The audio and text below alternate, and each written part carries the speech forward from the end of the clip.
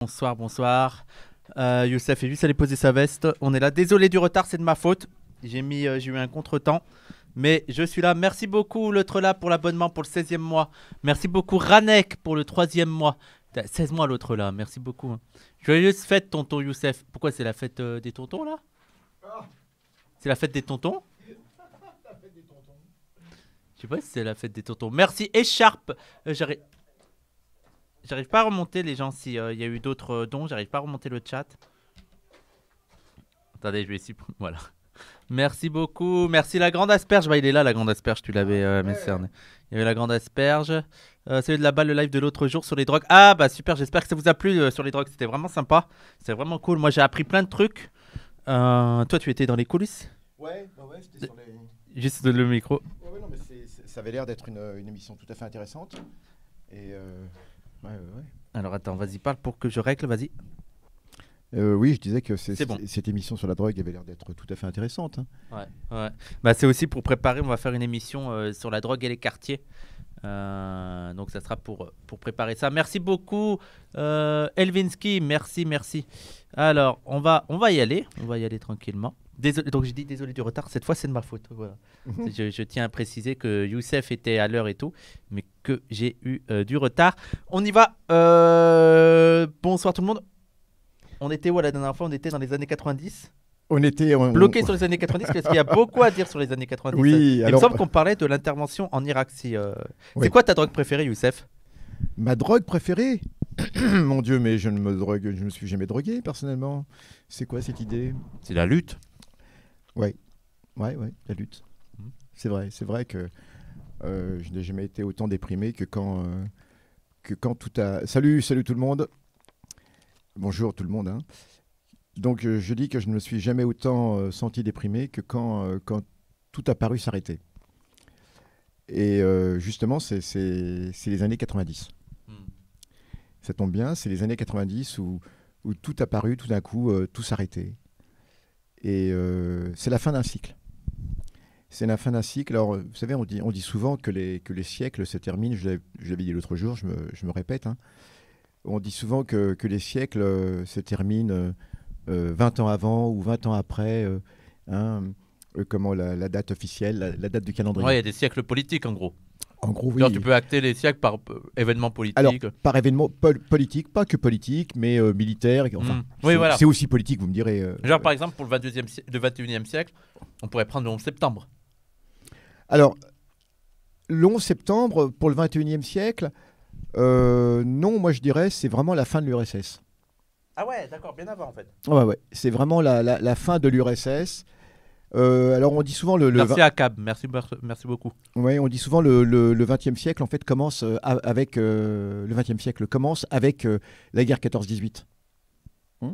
Et c'est un peu d'ailleurs l'opinion de Eric Hobsbawm, l'historien anglais, le grand historien anglais dont je ne saurais trop vous conseiller la lecture, jeunes gens, Eric Hobsbawm, et qui a écrit énormément de bouquins tout à fait intéressants, notamment un bouquin qui, à mon avis, ne vous a pas échappé, qui s'appelle les primitifs de la révolte. Les primitifs de la révolte, où c'est une perspective historique sur tout ce qu'on a pu qualifier de révolté dans l'histoire, mais aussi les bandits, les bandits d'honneur, etc. Tout cela. Alors, un bouquin absolument extraordinaire, qui est un des bouquins fondamentaux, un de nos bouquins fondamentaux, Les primitifs de la révolte, d'Eric Hobsbawm. Eric Hobsbawm, par ailleurs, a écrit d'autres bouquins, et notamment Le siècle des extrêmes. Donc, c'est une grande rétrospective historique.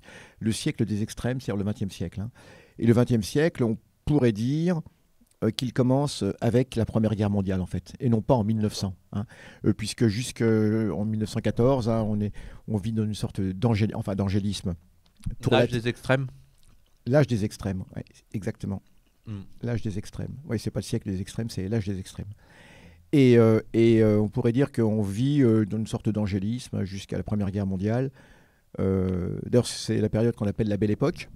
Tout ce qui est la fin du 19e jusqu'à l'éclatement de la Première Guerre, c'est ce qu'on appelle la Belle Époque. Sachant que, pour précision, il y a aussi des gens, c'est un peu comme les 30 Glorieuses. Oui. La Belle Époque n'était pas belle pour tout le monde. Oui, bien évidemment. Parce mais que oui, c'est aussi il y avait une insouciance dans la bourgeoisie. Bien sûr, tout à fait, une insouciance dans la bourgeoisie, mais c'était aussi l'âge industriel, absolument féroce dans tous ses aspects. Mais c'est aussi une période de lutte. C'est aussi pourquoi on peut dire qu'elle n'était pas... Merci Eratos, merci beaucoup. C'était une grande période de lutte jusqu'à la Première Guerre mondiale. De la même façon, on peut dire que le 21e siècle commence vraiment avec la fin de l'URSS. Avec la fin de l'URSS, en tout cas c'est mon opinion, et avec donc cette terrible guerre du Golfe, qu'on a appelée aussi la Seconde Guerre du Golfe, qui est la guerre contre l'Irak. C'est laquelle la première? Alors la première, ce qu'on qualifie la première guerre du Golfe, c'est la guerre entre l'Iran et l'Irak. Ah d'accord. On qualifie souvent ça de première guerre du Golfe, et voilà. Bon. Et puisque effectivement elle se déroule entre autres avec comme limite, comme proximité, le golfe arabo-persique. Golfe persique pour les uns, golfe arabe pour les autres, et golfe arabo-persique lorsqu'on veut réconcilier tout le monde. Tiens, excuse-moi, je me permets, bien ici, il y a de la neige qui s'est filtrée sur ta barbe. Donc, garde-manger. Exactement. Excusez-moi les gens. Je vous en prie. Donc voilà. Donc on est arrivé l'autre fois à ces années 80 dont on n'arrivait pas à décoller, puisque on se souvient, on avait terminé un petit peu avec l'assassinat de Malik Oussekine, il me semble. On a parlé de Malik Oussekine, de toute cette énorme grève, la grève contre la circulaire de Vaquet. Ouais, on avait parlé aussi, je me rappelle de la prise d'otage de Berlin, là. Auparavant, on avait parlé Munich, des prisons, on avait fait un long passage sur les prisons. Alors Munich, c'était bien avant. Mais la semaine dernière, il y a 2 semaines, c'était on avait fait une grosse parenthèse sur les prisons. Sur les prisons. Tu dis que tu t'étais occupé pendant un temps comme prof, c'est ça?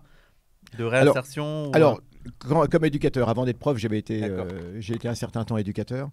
Et entre autres, pas que ça, mais entre autres éducateur pour sortant de prison et pour éviter la prison aussi. Donc avant la prison et après la prison.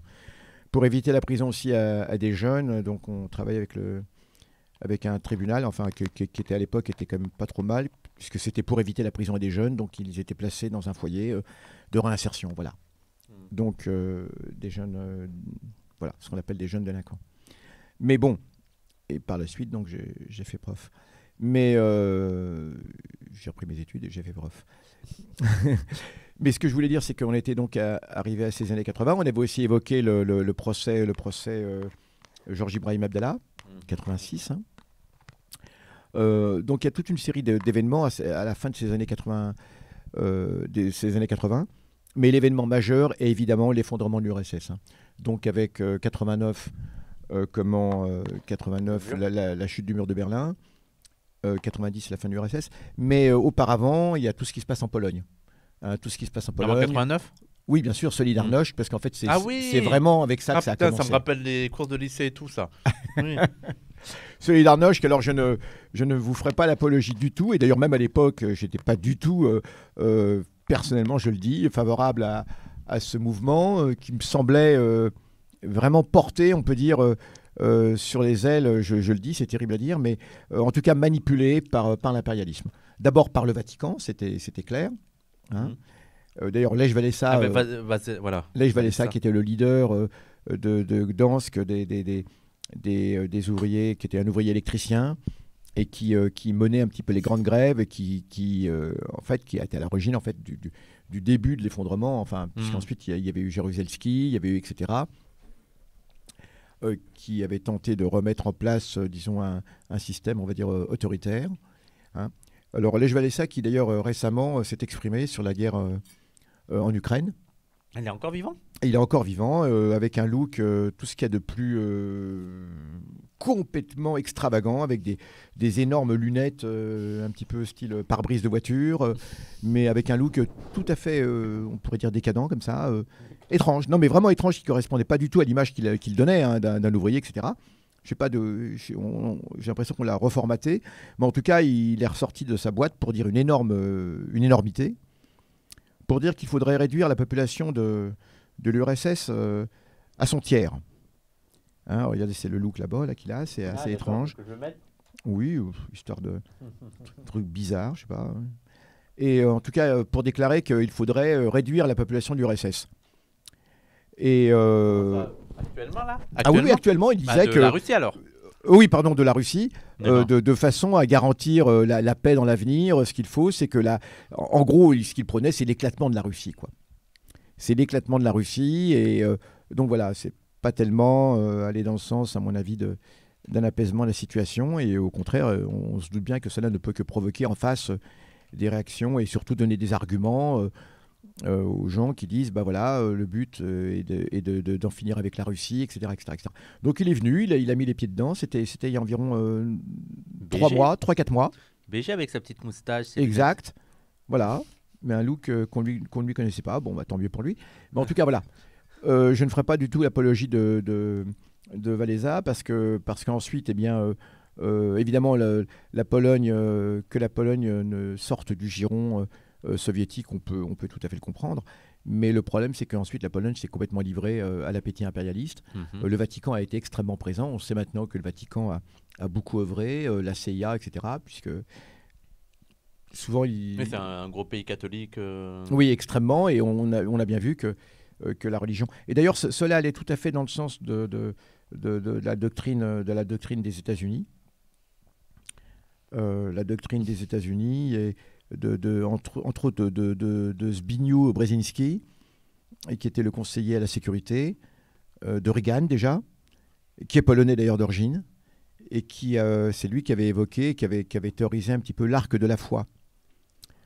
L'arc de la foi, c'est-à-dire utiliser la religion pour contrer l'Empire soviétique. Et c'est ce qui se passera en Afghanistan, ce sera avec l'islam, et c'est ce qui s'est passé en Pologne avec le catholicisme. Donc on voyait bien utiliser la religion dans le sens de la lutte, enfin pour lutter comme arme, pour lutter contre l'URSS et contre le socialisme. Ouais, les bases de l'OTAN en Pologne, les bases armées de l'US. Ouais. Oui, absolument. Et actuellement, donc, la Pologne est devenue un avant-poste de l'impérialisme. C'est dommage parce que voilà, c'est un peuple qui mérite quand même autre chose, le peuple polonais qui a énormément souffert aussi. Hein. N'oublions pas que la Pologne est un des pays qui a le plus souffert de la Seconde Guerre mondiale aussi. Hein. Bien sûr, il y a l'URSS, mais la Pologne aussi, puisque notamment en ce qui concerne la machine de guerre nazie, puisque 6 millions de Polonais ont été déportés. 6 millions de Polonais aussi ? Oui, 3 millions, parmi eux 3 millions de chrétiens, en gros, et 3 millions de juifs. Ah ouais, d'accord. Sur les 6 millions de juifs déportés, 3 millions étaient polonais. Ah ouais. Étaient polonais. Hein. Mais en tout, il y a au moins 6 millions de Polonais qui ont été déportés. La machine de guerre, ne l'oublions pas, la machine de guerre nazie, alors était principalement dirigée contre les juifs, contre les tziganes, etc., mais pas uniquement, et contre les Slaves d'une façon générale, puisqu'il y avait une volonté d'extermination des Slaves. Hein, ne l'oublions jamais. Il y avait, Hitler se promettait d'exterminer les Slaves, donc l'URSS entière. Il y avait les Roms, mais aussi la Pologne. Les Tziganes. Ah oui, alors je l'ai dit. Ouais, il y a eu le génocide juif et en fait, Roms. C'est ça qui me gêne un peu quand on parle de la Shoah, c'est que on a tendance à invisibiliser les autres victimes aussi. Complètement. Et notamment les tziganes, il y a les homosexuels, il y a les opposants politiques, alors, voilà. il y a les personnes handicapées. Tu as tout à fait raison, sans oublier... En fait, la classification... bon, on ne fait pas ça en classe de 3e, on fait ça plutôt au lycée. Hein, mais au lycée, on donne quand même toute la nomenclature nazie. Hein. Elle était extrêmement complexe, hein, puisqu'il y avait tout un code, hein, vous savez, au niveau des camps d'extermination. Je parle bien des camps d'extermination, je ne parle même pas des camps de concentration. Hein. On avait tout un code à l'intérieur, un code de couleur, hein, qui indiquait, alors il y avait détenus politiques, etc. Et il y avait homosexuels, il y avait asociaux, ceux qu'on qualifiait d'asociaux, hein, donc c'était qu'on pourrait qualifier de délinquants aujourd'hui. Hein. Il y avait, etc. Et bien sûr, il y avait les Roms, il y avait tout le peuple rom, il y avait... donc c'était extrêmement complexe. Et c'est vrai que on ne voit plus cette complexité parce que c'est important de le dire. La machine comme exterminatrice nazie était et puis bien sûr il y avait les Slaves, etc. était extrêmement complexe et promettait la destruction totale des Slaves. On ne le dit pas assez, la destruction totale. Hein. C'était pas uniquement les asservir. Enfin. Bon. Les Polonais qui n'ont pas été déportés ont fait l'objet d'échanges de population avec les Ukrainiens pour redessiner les frontières. Bref, la Pologne, c'est la grosse vicose de l'histoire. Ouais. Mais en plus, ce qui est important aussi de montrer sur le truc nazi avec les Slaves, aussi avec les personnes handicapées et tout, c'est que ça rentre déjà dans l'idée de suprématie blanche, mais qui est très, très élective. C'est vraiment l'arien. C'est pas seulement les Blancs. Oui. c'est les Aryens. Et même c'est ce qu'on n'arrête pas de dire, c'est que même dans les Blancs, il y avait une stratification. Et même pour les Aryens, les Français ou les Anglais. Alors, Voilà. Et il y a aussi le truc hygiéniste. De mais les ouf. Slaves n'étaient pas considérés Oui, comme alors Aryens. les Slaves, On est bien c'était d'accord. même Hein. pas des Blancs. Non, pour non, eux, non, c'était non, des- non, tout à fait. Et il y a aussi le truc hygiéniste de ouf, quoi. Oui. Et qu'on peut retrouver un petit peu maintenant et tout. Avec, bon, les handicapés, c'est pas des bons êtres humains. Voilà, on élimine. Oui, oui. Et il y a Oui, oui. aussi, ça aussi avec les homosexuels, c'est des déviants et tout. Oui, oui. Alors l'hygiénisme était tellement délirant. Eugénisme, pardon. Ah, l'eugénisme, oui. Alors l'eugénisme et l'hygiénisme, c'est que l'eugénisme, bien sûr, la sélection, etc. Mais ça allait extrêmement loin. Les nazis avaient une vision d'une sorte de vision complètement délirante de ce qui peut constituer une hygiène, enfin de l'hygiène et de la prophylaxie. Et c'est la raison pour laquelle ils ne voulaient pas qu'il y ait de camps de prisonniers de guerre, ce qu'on qualifierait nous d'indigènes, africains, sur le sol allemand. Pourquoi? Par crainte de la contamination. D'accord, ah oui. Par crainte de la contamination. Ouais. Alors c'était assez hallucinant. Et d'ailleurs, l'essentiel des camps d'extermination, d'ailleurs, n'était pas en Allemagne, était en Pologne. D'accord, ouais, pour Voilà, manier les... voilà, exactement. Hein, il y avait toujours cette vision absolument délirante. Et enfin, il faut le savoir. Quant au... Oui, tu disais au niveau des Aryens, oui, il y avait toute une échelle.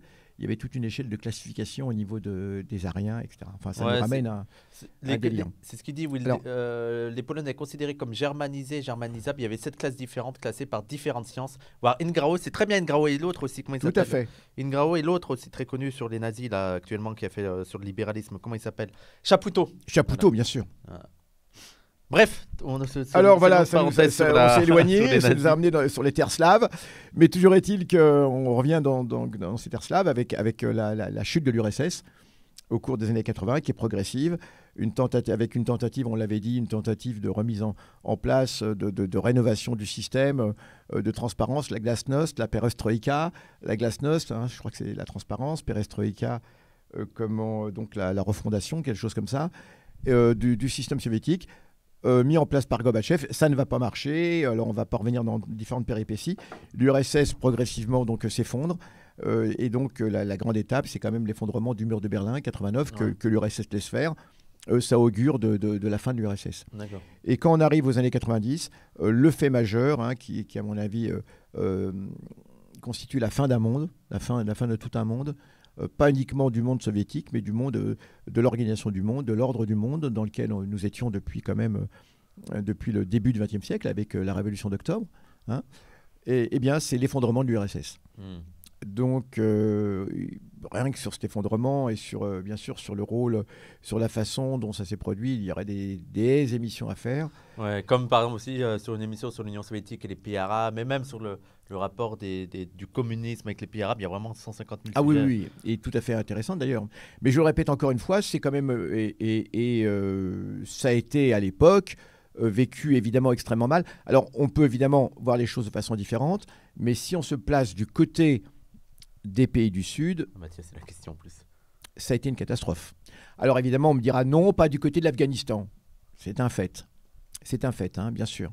Mais globalement, du côté des pays du tiers-monde, du mouvement des non-alignés, c'était une catastrophe, puisque va disparaître un poids politique énorme, notamment à l'ONU. Il faut savoir que depuis les années 70, années 80 aussi, encore, à l'ONU, il y avait un bloc solide constitué de l'alliance entre le bloc socialiste, l'URSS et tous les pays socialistes, et les pays du tiers-monde, ce qu'on appelait l'ancien mouvement des non-alignés, et qui existait en tant que tel. Et ce bloc solide avait permis beaucoup de choses à l'ONU. C'est vrai, parce que l'ONU est simplement le reflet d'un rapport de force. Encore une fois, on peut en penser ce qu'on veut, mais l'ONU est l'expression d'un rapport de force. Et ce rapport de force était nettement en faveur des pays du Sud, à l'ONU. C'est comme ça que régulièrement l'ONU condamnait le régime d'Afrique du Sud, d'apartheid, mais également le régime israélien. Et notamment, il y a un certain nombre de résolutions de l'ONU, je vais en dire un mot justement, parce que ça concerne la guerre du Golfe, un certain nombre de résolutions de l'ONU qui condamnaient d'abord le sionisme comme étant un racisme, il faut le savoir, expressément, et qui condamnait l'alliance criminelle entre le régime de Pretoria, donc le régime d'apartheid, et l'État d'Israël, qui, donc à deux niveaux, qui condamnait d'abord le sionisme en tant que forme de racisme, et aussi l'alliance criminelle entre ces deux systèmes, qui étaient deux systèmes très proches, puisque les deux subissaient une opprobre générale. Hein. Et d'ailleurs, les deux avaient beaucoup de relations, le système israélien, le système d'apartheid. N'oublions pas, et on ne le sait pas, mais il faut quand même le dire, que des parachutistes sud-africains avaient pris part à la guerre de 67, hein, aux côtés de l'armée israélienne. Il faut quand même le savoir absolument qu'ils s'étaient engagés là-bas lors de la guerre des 6 jours. Enfin, il y avait une grande alliance. Et dans les années 80, le renforcement de leur alliance au plan nucléaire a connu quand même... Ils ont l'arme nucléaire, l'Afrique du Sud ? Elle avait. Elle l'a plus ? Et bien sûr, avec le démantèlement de l'apartheid, elle s'est débarrassée de l'arme nucléaire. Ah d'accord, je savais pas ça. Oui, absolument. Elle avait l'arme nucléaire. Alors, la France a joué un rôle aussi là-dedans, puisque ça a été déguisé en nucléaire civil, sous Mitterrand. L'embargo a été contourné.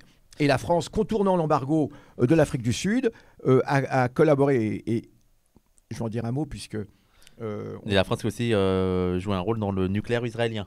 Alors bien sûr, rappelé par Serfati, j'étais en train de le lire, le rôle joué par... Bien sûr, en 1956, en échange de la participation d'Israël à ce qu'on appelle l'agression tripartite contre l'Égypte de Nasser, le Royaume-Uni, le Royaume-Uni, le représentant du Royaume-Uni, le représentant d'Israël et le représentant de la France se retrouvent à Paris. Et organise donc l'agression contre l'Égypte de Nasser. La France, à cause du soutien de l'Égypte de Nasser à l'insurrection algérienne. Israël, à cause du soutien de Nasser, évidemment, aux premières actions de Fedaïn palestinien à l'époque, au soutien de Nasser à la cause palestinienne. Et l'Angleterre, à cause de la nationalisation du canal de Suez par Nasser, qui avait été faite quelques temps auparavant. Donc c'est comme ça que l'agression tripartite va se faire. Mais en plus, un petit cadeau, cerise sur le gâteau, la France offrait à Israël le développement du nucléaire. Ouais. Le développement du nucléaire et du nucléaire militaire, parce que très rapidement Israël va se doter de l'arme nucléaire et donc va acquérir une suprématie et va introduire le nucléaire au Moyen-Orient. Donc c'est à cause de la France que le nucléaire a été introduit au Moyen-Orient. Il faut bien avoir ça en tête lorsqu'aujourd'hui... on fait des pressions sur l'Iran, on attaque l'Iran, patati patata. Il faut savoir qu'à l'origine de cela, c'est quand même la France. Puisque si la France n'avait pas introduit le nucléaire dans la région, eh bien, les pays de la région n'auraient pas envie d'avoir du nucléaire pour se protéger, entre autres, d'Israël. Puisque dès l'instant où vous êtes une puissance nucléaire, vous êtes la puissance absolue. Et d'ailleurs, c'est la raison qui a fait ensuite que des pays du Moyen-Orient ne sont pas dotés du nucléaire, mais se sont dotés d'armes chimiques, entre autres la Syrie. C'était pour contrebalancer le nucléaire israélien. Et ça, on ne dit pas. Donc la Syrie a été obligée de se débarrasser de ses armes chimiques pendant la guerre, la décennie terrible, là, la guerre civile en Syrie. Mais Israël a toujours le nucléaire. Ouais. Et donc, comme on reprochait à l'Iran de vouloir se doter de l'arme nucléaire. D'ailleurs, l'Iran n'a jamais dit qu'elle voulait se doter de l'arme nucléaire, mais simplement c'est du nucléaire civil. En tout cas, comment reprocher à l'Iran le développement du nucléaire en laissant Israël avoir ses armes nucléaires. Il y a la centrale nucléaire de Dimona. D'accord ? Comment on va l'expliquer cela ? Comment expliquer ça, c'est le truc. La France a même fait le cadeau à l'Inde et au Pakistan. Mais en fait, c'est ça qui me fascine, c'est que tout le monde voit que l'arme nucléaire, c'est devenu dans l'ordre actuel une arme de dissuasion qui permet d'être en sécurité, entre guillemets. C'est ce qui permet, par exemple, à la Russie de ne pas être attaquée directement, mais aussi à la France, aussi à plein de pays d'être en protection. Et en fait, ils s'énervent que d'autres pays veulent avoir aussi cette protection. Absolument. C'est ce que disait Chomsky avec la Corée du Nord. Mais la Corée du Nord, elle est pas folle. Elle a conscience que, vu sa situation... je ne défends pas du tout la Corée du Nord, mais c'est logique. Il y a une logique de... Vu la situation, pour elle, le seul moyen de se défendre, c'est de développer ces armes-là. Parce qu'on a installé un ordre mondial et même dans l'œil des Nord-Coréens, il y a aussi une inquiétude de voir tous les exercices militaires américains avec le Japon, avec la Corée du Sud et tout. Et donc, ça, en fait, moi, ce qui m'hallucine, c'est de voir le regain des tensions, mais que d'un côté. Genre, ça serait que la Corée du Nord qui participerait à rendre le monde encore plus dangereux et tout, alors que nous-mêmes, en fait, on veut dire les milliards dépensés dans l'armement et tout, les autres pays vont pas rester sans rien faire, quoi. Et en plus, ils ont vu l'exemple avec l'Irak, avec l'Afghanistan, avec plein de pays où... voilà. Bien, justement, on va le voir avec l'Irak là. Oui, mais tu as tout à fait raison. C'est exactement ce qui s'est passé. Alors, pour l'Inde, c'était face à la Chine. Comme la Chine avait l'arme nucléaire, etc. Donc voilà, il pourrait équilibrer. Enfin, bon, alors voilà, c'est l'habituel ce sont les habituels pompiers pyromanes, qui prétendent de mettre de l'ordre dans le monde, mais qui en fait ne cessent de provoquer les incendies, ne cessent d'incendier le monde. C'est ça en fait, c'est ça qui me fait rire, parce que dernièrement, là, ça fait un an qu'il y a des tensions qui émergent de partout. Et à chaque fois, tu as aussi les États-Unis derrière. Tu es là en mode, mais attendez, il y a la Russie. Alors, ça veut pas dire que j'excuse les autres trucs, mais à chaque fois, évidemment, il y a une présence américaine. Tu es là en mode, mais attendez, il y a quand même quelque chose à se questionner, tu vois. Oui, il ne s'agit pas pour nous de soutenir toutes les opérations militaires, toutes les aventures militaires, entre autres celle de la Russie actuellement en Ukraine. Mais simplement, je veux dire, cette espèce d'unanimisme, il est bon de rééquilibrer et de bien pointer où est le problème. Le problème, c'est d'abord l'impérialisme. C'est évident que c'est l'impérialisme qui est à l'origine de tout. Ça, c'est évident. C'est-à-dire qu'on pourrait déjà y voir beaucoup plus clair si déjà l'impérialisme n'est pas là. Et justement, je parlais d'une période où l'impérialisme était vraiment, vraiment sur le recul, ce sont les années 70. C'est pour ça que dans les années 70, beaucoup de choses, beaucoup de choses ont été... Ça t'a fait rire à la phrase. Oui. Beaucoup de choses ont été possibles dans les années 70 parce que l'impérialisme était sur le recul. Et notez bien que regardez le lien qu'il y a entre l'impérialisme, donc on pourrait penser que c'est uniquement de la politique extérieure, mais aussi l'intérieur. C'est que si en France la situation, et je trouve, est favorable dans les années 70 malgré tout, et la tendance était vraiment à la révolution, même, en exagérant un petit peu peut-être, mais la tendance était vraiment à la révolution, en tout cas à des changements massifs, c'est aussi parce que l'impérialisme était menacé, était sur la défensive. Partout, il était sur la défensive. Au Vietnam, il subissait un échec retentissant. Il subissait des échecs en Amérique centrale, Amérique latine, des guérillas, etc. Cuba avait réussi à résister en dépit de tout. L'URSS soutenait tous ces mouvements. C'est ce qui fait que cela va avoir une influence sur l'intérieur même des pays. Et c'est pour ça que les luttes sont extrêmement importantes aussi. Enfin, je ne dis pas que c'est automatique, mais en France, c'est aussi la raison pour laquelle les luttes sociales et politiques et syndicales sont extrêmement importantes. Parce qu'on avait une arrière-cour, on va dire, on avait en tout cas un impérialisme qui était sur la défensive. Et donc, tous les tenants même de l'impérialisme en France, eux-mêmes étaient tenus de prendre en compte ce rapport de force qui leur était défavorable. Bien sûr. Alors, c'est important de comprendre la dialectique qu'il y a entre l'impérialisme. L'impérialisme, ce n'est pas uniquement une politique, des gens qui envahissent d'autres pays. C'est un système. Nous ne vivons pas actuellement en système capitaliste, je le dis toujours, on vit en système impérialiste. Ouais. Et ça change considérablement les choses.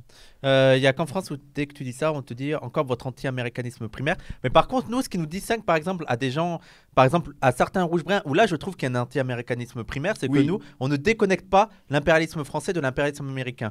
Eux, ils parlent de l'impérialisme américain pour faire oublier l'impérialisme français. Or, on veut dire... L'intérêt de la France, c'est aussi dans l'impérialisme américain, et ils y retrouvent facilement leur intérêt. D'ailleurs, je vous invite encore à lire Serfati qui montre ça. Déjà, qui montre comment le militaire et le gouvernement, c'est totalement lié. Et c'est pour ça que, par exemple, que le Café Magique, tu dis il y a peu d'industrie au minimum éthique.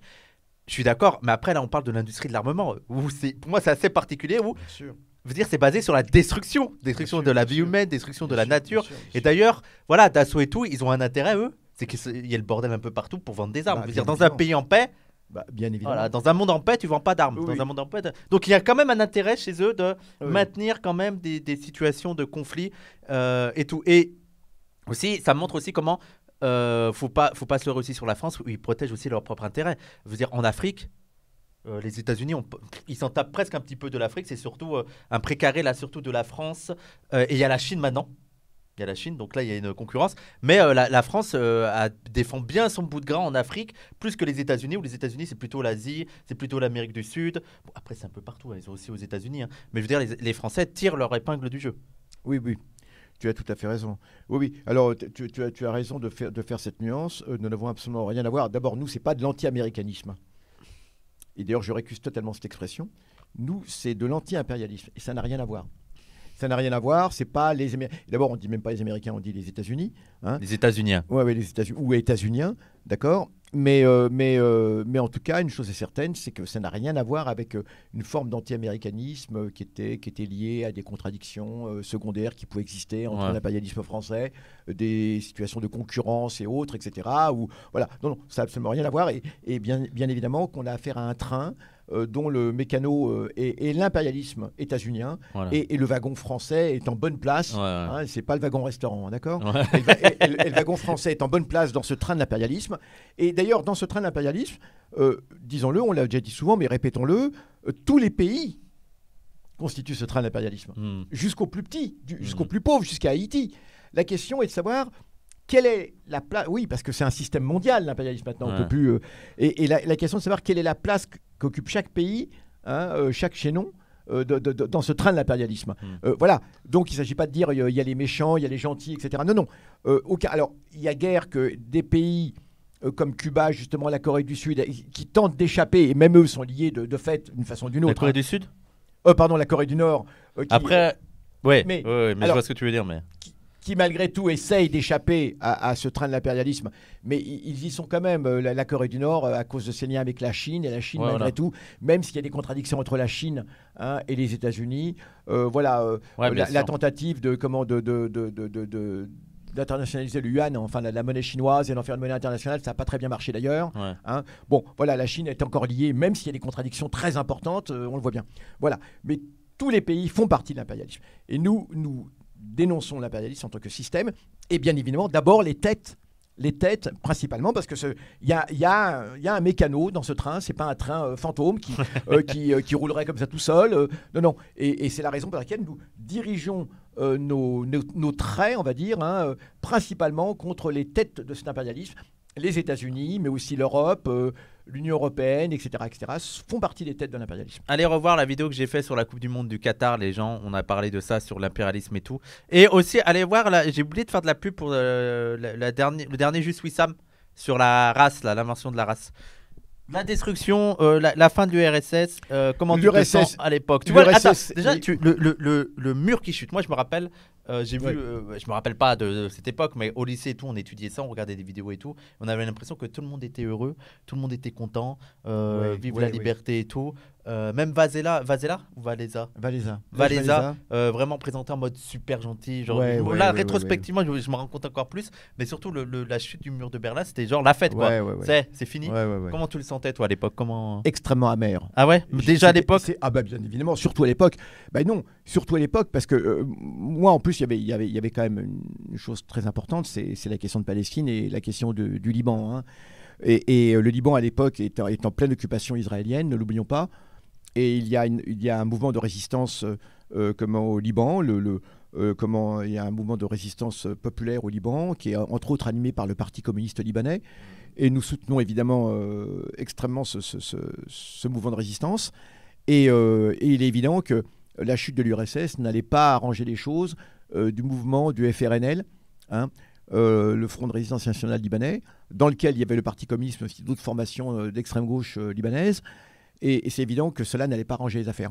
Pour les Palestiniens également, puisque l'URSS était un des principaux pays, le camp socialiste, même avec toutes les nuances que l'on veut, qui soutenait la cause palestinienne, bien évidemment.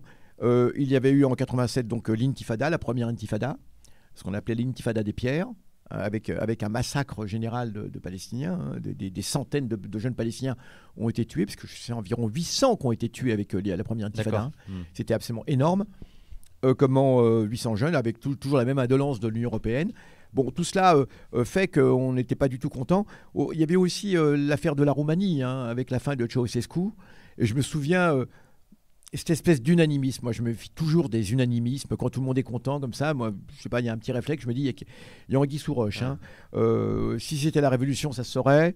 Donc voilà. Donc du coup, je me souviens toujours le kiosque de la gare dans ma ville, à Argenteuil, et je vais acheter mon journal. À l'époque, j'achetais encore Le Monde. J'ai cessé de le lire, justement, je vais le dire, avec la guerre du Golfe. J'ai cessé de lire Le Monde à ce moment-là, le journal Le Monde. Et pour savoir un petit peu ce qui se passait. Et il y a le kiosquiste qui était un brave type. Kiosquiste, on dit. Ah, je savais pas qu'on appelait ça un kiosquiste. Ouais, le kiosquiste, le kiosquiste ou le kiosquier ou le vendeur de journaux. Il n'y en a plus maintenant des kiosques. Oui, il y en a de moins en moins, de toute façon, ça disparaît. Qui était là et qui me voit arriver pour acheter Le Monde. Et il avait l'habitude de me voir acheter le journal. Et il me dit, ça y est, on a gagné. Alors je lui dis, je sais pas, il y avait un match, il y avait un match en cours, j'en sais trop rien. En gros, il m'annonçait que Ceausescu avait été abattu. Et surtout, il a été fusillé, Ceausescu, lui et sa femme, de façon terrible. De façon terrible, je le dis, sans aucun procès, avec Timi Shahara, je ne sais pas si vous vous souvenez, c'était un gros bidonnage. C'était un gros mensonge. Depuis, d'ailleurs, la presse a dit jamais plus on se fera avoir. Timișoara, je vous rappelle. Alors moi, je connais rien du tout de tout ça. Alors, je vous explique. Ceausescu, donc, tout ça. Système communiste en Roumanie, etc. Et pour abattre Ceausescu, donc une insurrection en Roumanie, hein, qui accompagnait un petit peu tout ce qu'il y avait dans les pays de l'Est. Hein, tout le système était en train de partir à volo. Et donc les Kuskistes, c'est pas mal.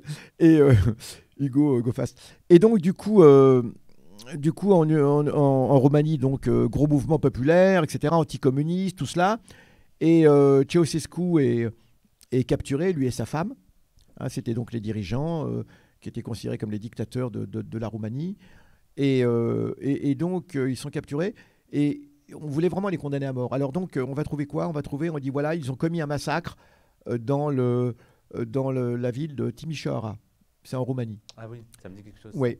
Et alors pour prouver le massacre, on voyait donc des photos avec des tas de corps qui étaient alignés comme ça. C'était les corps, on le sait maintenant, les corps qui avaient été déterrés du cimetière, carrément. Ils avaient déterré les corps du cimetière. C'était hallucinant. Ils avaient retiré de leur cercueil. Ils les avaient alignés, donc certains en décomposition, mais de loin, hein, en disant, regardez, Ceausescu s'est livré à un massacre d'opposants. Voilà. Le fameux charnier de Timișoara. Ouais, c'est terrible, terrible, terrible cette histoire.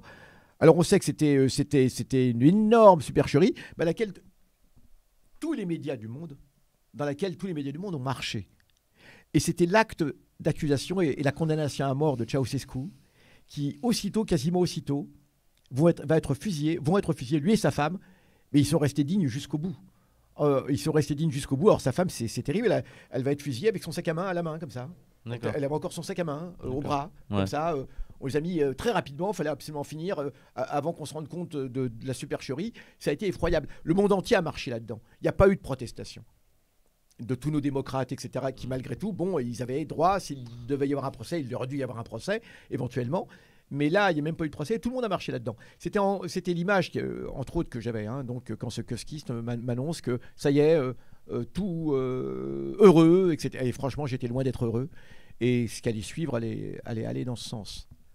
C'est quoi qui va suivre ? Alors, ce qui va suivre, c'est progressivement donc, le mur de Berlin, la chute de l'URSS, l'aventure de Gorbatchev.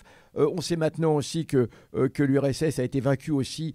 On demande, enfin, Ceausescu, c'est pas un dictateur infâme ? Mais qu'il soit infâme, vous savez comment Reagan était un dictateur infâme également. Je veux dire, je ne vois pas pourquoi. Alors, sans doute pas au niveau des États-Unis, mais il faut bien considérer que lorsque vous avez un dirigeant des États-Unis, et c'est pareil pour Israël, c'est ce que je dis. Israël est un pays démocratique pour les citoyens bon teint, on va dire, d'accord ? Mais c'est une dictature fasciste pour les Palestiniens. L'impérialisme, c'est une dictature fasciste pour les États d'Amérique latine et tous les États qui subissent. Il faut comprendre une chose, c'est que toutes ces dictatures qui sont mises en place sous l'égide de l'impérialisme, la responsabilité incombe à l'impérialisme, bien évidemment. Hein. Alors, moi, je qualifie de dictature également les États-Unis. Alors, c'est une dictature qui paraît soft, comme ça, qui ne va pas forcément s'appliquer aux États-Unis eux-mêmes, mais ça va se défalquer dans le reste du monde. Et on peut dire que les systèmes injustes... Merci beaucoup, Samuel Arty. Voilà. Donc effectivement, on peut dire que Ceausescu était un dictateur, infâme, tout ce qu'on veut, absolument. Oui, parce qu'en fait, il croit qu'à chaque fois, genre, comme tu remets en perspective les actes du camp en face, il croit que ça veut dire que Ceausescu était génial. Non, nous ne sommes pas en train de dire... Voilà, nous ne sommes pas du tout en train de dire que c'était bien, que c'est le modèle auquel nous aspirons. Non, mais ça, bien évidemment. Mais bon, ça coule de source, je veux dire. Mais simplement, faut comprendre une chose aussi, c'est qu'on est dans un camp. On n'est pas dans un pays qui est neutre. Ce serait différent si nous étions dans un pays qui est neutre. Donc, on est obligé en permanence de rééquilibrer les choses. Hein. Sinon, on ne comprendrait rien au monde, puis on serait comme ce Kuskiste. C'est formidable, on a gagné, on est en train de gagner partout, c'est génial. Partout, la démocratie libérale impérialiste s'étend, on gagne, quoi. Ouais. Mais bien sûr que non. Bien sûr que non. Donc, j'en reviens et voilà, j'étais extrêmement amer. Cette fin terrible en plus du couple de Ceausescu, sans doute méritait-il une sanction, mais au moins un procès équitable. Et c'est pas vrai. Et l'impérialisme ment en permanence et lorsqu'il s'agit, il passe allègrement. On le voit bien avec la Palestine aujourd'hui. Alors donc les années 80 voient cet effondrement. On sait que l'URSS a perdu énormément dans la course aux armements, et c'est cette course aux armements qui va provoquer l'effondrement de l'URSS. T'inquiète, oncle Carm, t'inquiète. Parce que cette course aux armements, elle a coûté extrêmement cher, et on sait maintenant que c'est basé, vous savez, sur une supercherie, sur un mensonge, puisque Reagan avait fait croire aux Soviétiques qu'il avait mis en place un système d'armement absolument extraordinaire, qui était un armement qui était sur satellite autour de la Terre, donc absolument invincible. C'était à l'époque où il parlait de Star Wars, la guerre des étoiles. Oui, mais la vraie, exactement. Et d'ailleurs, c'est paru en même temps. Il y a toujours une coïncidence entre le cinéma, entre le Pentagone et Hollywood. D'ailleurs, il y a un bouquin qui est très très bien, que je vous conseille de lire, qui s'appelle Hollywood et le Pentagone, et qui met en relation, en gros, souvent on dit que le cinéma est le reflet de la réalité. Aux États-Unis, c'est le contraire. C'est la réalité qui est le reflet du cinéma. Par exemple, on le sait que, en ce qui concerne 2001 Odyssée de l'espace, l'excellent film de Stanley Kubrick, le film a été fait avant la conquête de la Lune. T'es sûr ? Mais absolument certain. Attends, t'es sûr ? Ah bah absolument certain. C'est pas que je pense, c'est que je suis absolument certain. Attends, c'est quelle année il est sorti on va nous le dire tout de suite. 2001 Odyssée de l'espace. On va nous le dire tout de suite parce que c'est extraordinaire. Nous avons affaire à des internautes qui sont extrêmement réactifs. C'est quelle année la Lune ? 69. Ah oui, Odyssée, c'est 68. Ah ouais. Ouais. D'accord. Et ce qui est incroyable, c'est que Attends, mais je voudrais juste préciser que c'est incroyable la prouesse technique de l'Odyssée de l'espace en 68, quoi, parce que c'est ouf, hein. C'est ouf. Mais non, mais ce qu'il y a de plus dingue, c'est que tu vas apprendre. Ah oui, c'est ouf l'image de la Terre à l'époque, d'accord. Mais oui. Mais ce que tu vas apprendre qui est encore plus dingue, c'est que les scaphandriers de cosmonautes ont été copiés sur ceux du film Odyssée de l'espace. T'es sûr ? Mais absolument certain. C'est quelque chose qui est absolument connu. Je vous renvoie à ce bouquin qui s'appelle Hollywood et le Pentagone, qui est absolument spectaculaire, où on explique qu'aux États-Unis, c'est très souvent le contraire, c'est le cinéma qui influe sur la réalité. Et il y a un rapport absolument subtil, et on pourrait le faire pour des tas d'autres films, entre la politique des États-Unis et entre le cinéma. Et bien souvent, le cinéma préexiste, enfin, précède ce qui va se passer réellement au plan politique ou au plan technique. C'est absolument incroyable. Alors, c'est toute la magie en même temps, c'est toute la force d'Hollywood. Après, il y avait déjà eu. Il me semble que ça se basait pas non plus sur rien, ce que faisait Kubrick. Ça se posait pas non plus sur rien, genre il a pas tout inventé, il y avait déjà aussi des... Oui, bien sûr. Non, bien sûr. Oui, très souvent Kubrick se basait aussi sur des recherches qui existaient, etc. Non, on est bien d'accord. Hein. Mais il a ce côté génial qui était une sorte de prémonition scientifique fabuleuse. Hein. Ouais. Enfin bref. Alors, donc, toujours est-il que c'était de l'esbrouf. Les États-Unis ont mordu à l'hameçon, les Soviétiques ont mordu à l'hameçon, ont cru à cette guerre des étoiles qui était extrêmement coûteuse et sont mis à s'engager dans un programme qui n'existait pas. Ils vont épuiser complètement leur dernière force au plan économique. L'URSS ? Oui, bien sûr, l'URSS. Ils vont épuiser complètement leur dernière force. Alors, il faut le savoir. Hein. Oui, je suis d'accord que Kubrick s'est inspiré d'Orwell, etc. Tout cela. Bon, alors, l'URSS s'effondre. Là-dessus, dans le Golfe, on l'avait dit la fois dernière, on ne va pas revenir dessus, sur la supercherie qui avait fait croire comment qu'une fois que Saddam Hussein avait conquis le Koweït, on a été resté là, hein, vous vous souvenez, occupé le Koweït, les États-Unis avaient fait croire à Saddam Hussein que cela n'avait pas une grande importance pour eux, cette occupation du Koweït par l'Irak. En vérité, ça avait une grande importance. Enfin, en vérité, c'était même carrément un piège. C'était carrément un piège dans lequel est tombé Saddam Hussein, et c'est le début de la guerre du Golfe. Alors, cette guerre du Golfe, elle va être terrible. La France, très rapidement, va rejoindre le camp des attaquants. Mitterrand va mentir, puisque Mitterrand se prétendait alors comme force d'interposition, enfin comme force de conciliation.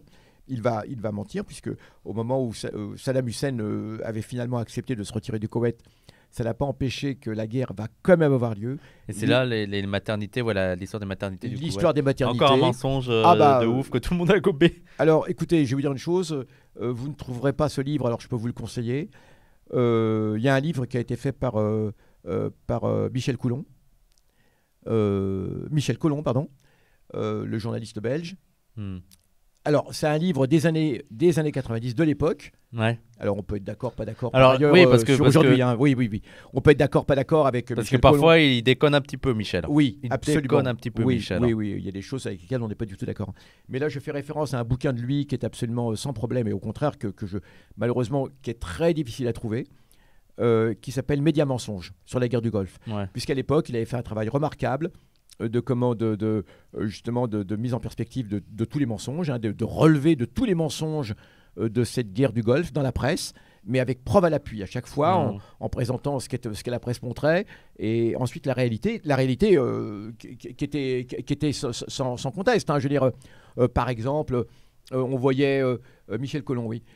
Par exemple, on voyait une variété de cormorans englués dans le mazout du côté de l'Irak, des côtes irakiennes. On disait, voilà, Saddam Hussein a ouvert les vannes du pétrole, le pétrole se déverse dans la mer. Hein, il est en train de provoquer la plus grande catastrophe écologique de tous les temps. D'accord. Hein, c'était l'énoncé de la presse. Et pour illustrer, on voyait des cormorans complètement englués dans le mazout, etc. Renseignement pris, on se rendait compte que cette photo était bidonnée, elle avait été prise en Bretagne, et c'était une photo de cormorans englués dans du mazout, mais à cause d'une marée noire en Bretagne, celle du Torrey Canyon. Je crois que c'était c'était pas le Torrey Canyon. Si, je crois que c'était le Torrey Canyon. En tout cas, c'était un pétrolier qui s'était échoué en Bretagne, qui avait provoqué une catastrophe écologique. Bref. Alors, il relève tout cela, il relève des tas de mensonges. On appelle ça, c'est un livre qui s'appelle Média mensonge. Et c'est un travail remarquable. C'est ça. Alors les gens, il faut toujours avoir des regards critiques sur, par exemple, avec aussi Michel Collomb. Il faut toujours avoir des regards critiques et tout. Oui. Mais moi, ce qui m'énerve un peu avec les gens qui sont totalement anti-conspi, moi je suis d'accord qu'il faut avoir une critique sur, parce que ça détruit un peu les mouvements politiques, le conspirationnisme et tout. Mais ce qui m'énerve dans les trucs anti-conspi, c'est qu'ils ne mettent pas en avant le fait que ces idées conspirationnistes ne viennent pas de nulle part. C'est qu'il y a eu des trucs de ouf. Oui. C'est qu'il y a eu des mensonges de ouf. Et si on ne met pas en avant, parce que pour eux, dès que tu dis un truc, je suis pas sûr et tout, il faut arrête d'être conspi, alors que dans l'histoire, il y a eu des mensonges de dingue. Ce truc de la maternité du Koweït. Excuse-moi, c'était la Mococadis, pour la Bretagne. C'était pas le Torrey Canyon. Oui. Voilà, le Torrey Canyon, c'était une marée noire, mais aux États-Unis. Cette histoire des maternités du Koweït. Je me rappelle aussi avec la fiole.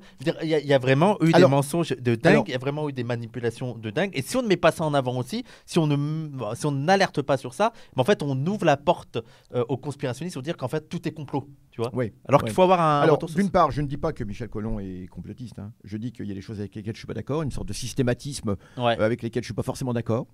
D'autre part, tu as parfaitement raison. Le premier conspirationniste, c'est l'impérialisme. Puisque l'impérialisme lui-même, et tu l'as dit, on parle toujours de cette fiole qui va permettre de déclencher la deuxième guerre contre l'Irak en 2003. De Colin Powell, présentant cette petite fiole. On sait très bien que c'était de la farine qu'il y avait dedans à ce moment-là. Ouais. D'accord. Et certainement pas de l'anthrax, il ne l'aurait pas manipulé comme ça en plus, d'accord, mais tout le monde y a cru. Alors il y a aussi une volonté de croire aussi à ces mensonges. Effectivement, l'impérialisme est le premier conspirationniste, puisque de tout temps, il a conspiré. Je donne un exemple. Vous savez comment la guerre du Vietnam a été déclarée? Est-ce que vous savez comment la guerre... C'était pas une fausse attaque ou un truc comme ça, oui, une fausse attaque. Sans arrêt. Comment est-ce que la guerre du Vietnam, qui va faire 1 million de morts, la guerre du Vietnam du côté des États-Unis va faire 1 million de morts. Il y avait déjà eu pas loin d'1 million de morts avec ce qu'on appelait la guerre d'Indochine contre la France. Il ne faut pas l'oublier, le Vietnam a été un peuple vraiment martyr. Comment est-ce que les États-Unis vont déclencher la guerre du Vietnam? Ils vont la déclencher avec une prétendue conspiration. Alors c'est assez étonnant, la propension des conspirationnistes à faire des conspirations et à réaliser des vraies conspirations. Eh bien là, un bateau, officiellement c'était un paisible bateau de commerce états-unien qui a été attaqué dans le golfe du Tonkin par la méchante marine de guerre nord-vietnamienne. Le Nord-Vietnam existe à l'époque, il s'est libéré après la défaite de Dien Bien Phu. Et donc, des vedettes nord-vietnamiennes ont attaqué un paisible cargo de commerce états-unien qui croisait par là dans le golfe du Tonkin. Réflexion faite, c'était absolument faux. C'était pas un bateau de commerce, ce cargo, c'était pas un cargo de commerce, c'était un cargo bourré de matériel de la CIA qui était là pour espionner le Nord-Vietnam au large des côtes du Vietnam. Et lorsque les vedettes nord-vietnamiennes viennent pour le repousser hors des eaux vietnamiennes, les États-Unis considèrent que c'est une agression lâche contre la liberté du commerce. Vous savez ce que c'est que la liberté du commerce pour ces grands libéraux que sont les États-Unis. Et ça va être le déclenchement de la guerre du Vietnam. Ouais. Les bombardements étaient déjà prêts. Les bombardements massifs. Oui, en fait, il y avait des intérêts de vouloir attaquer. En fait, c'est souvent ça, c'est que les gens ne comprennent pas, c'est que. Mais c'est ce que. Je me rappelle plus, j'avais lu ça dans un livre, mais. Je crois que c'était Bricmont, mais à l'époque où il craignait pas de ouf. Lui, il parlait de l'impérialisme humanitaire. Oui. Qui est un concept. Alors, maintenant, je tiens à le dire, Bricmont, c'est une grosse ordure. Absolument. Mais en fait, il faisait illusion il y a 15 ans, quand il était très proche de Chomsky, et quand ils avaient des positions anti-impérialistes. Il parlait notamment de l'impérialisme humanitaire, et c'est l'impérialisme sous prétexte de mener des actions humanitaires et tout. Et il disait un truc juste, il disait que, mais en fait, les gens disent, mais là, c'est justifié. À la Kouchner. Voilà, là, c'est justifié et tout. Mais il disait, mais en fait, à chaque fois, une guerre, elle a toujours été justifiée pour des bonnes raisons, entre guillemets. Genre pour sauver l'humanité, pour je sais pas quoi. Donc le truc de dire, mais regardez, cette fois, ils vont toujours essayer de trouver un prétexte. Et en fait, ils ont besoin de ça, d'un prétexte. Et s'ils l'ont pas, on peut l'inventer, on peut créer un truc, quoi. Absolument. Absolument. Et l'histoire des États-Unis est emplie de ce genre de choses. Hein. Mais c'est pour ça que, par exemple, moi, il y a beaucoup de gens qui parlent de la propagande russe et je suis totalement d'accord. Je veux dire, comment ils justifient la propagande russe pour sauver le peuple. Mais c'est pareil chez nous. En fait, c'est ça qui m'énerve. C'est pas tant que eux soient de la propagande, mais c'est qu'on voit pas notre propre propagande. Bien sûr. Qu'on a fait partout. Bien sûr. Les 200 guerres que les États-Unis ont menées depuis leur naissance, pas loin de 200 guerres, ont toutes comme justificatif une prétendue agression contre leur paisible pays, qui, nous savons, est un pays extrêmement paisible et qui a toujours recherché la paix, hein, les États-Unis. Ouais. Et alors, je pourrais en trouver des tas d'autres. La guerre contre le Mexique. Quand les États-Unis déclenchent cette guerre terrible contre le Mexique, qui va faire qu'ils vont arracher au Mexique près des 2 tiers du territoire d'origine. L'affaire de... vous connaissez très bien ce film qui fait couler beaucoup de larmes, qui s'appelle Alamo. Je ne sais pas si vous connaissez, ça fait partie des grands films.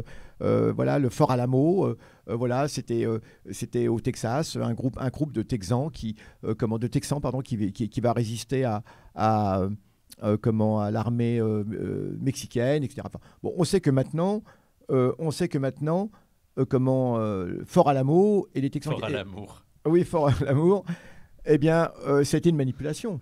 C'est-à-dire que le reste de l'Union ont poussé ces cow-boys à aller dans cette forteresse commandée à l'Alamo, de façon à réaliser une véritable provocation contre le Mexique, parce que c'était situé en territoire mexicain. Bon, voilà. Et le but était ensuite, ensuite c'était Remember Alamo, et ensuite c'était la revanche, et puis voilà, après ça va. Bref. Alors, toujours est-il qu'on pourrait trouver des tas d'autres, ne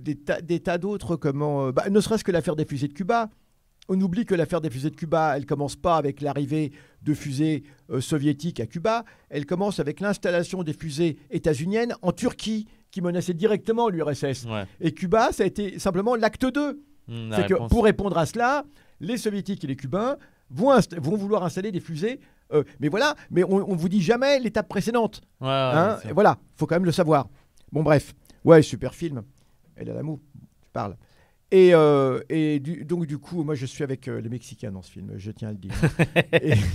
et donc on a gagné à la fin du film. Donc Attendez, ça veut dire que l'État du Nouveau-Mexique devrait appartenir au Mexique.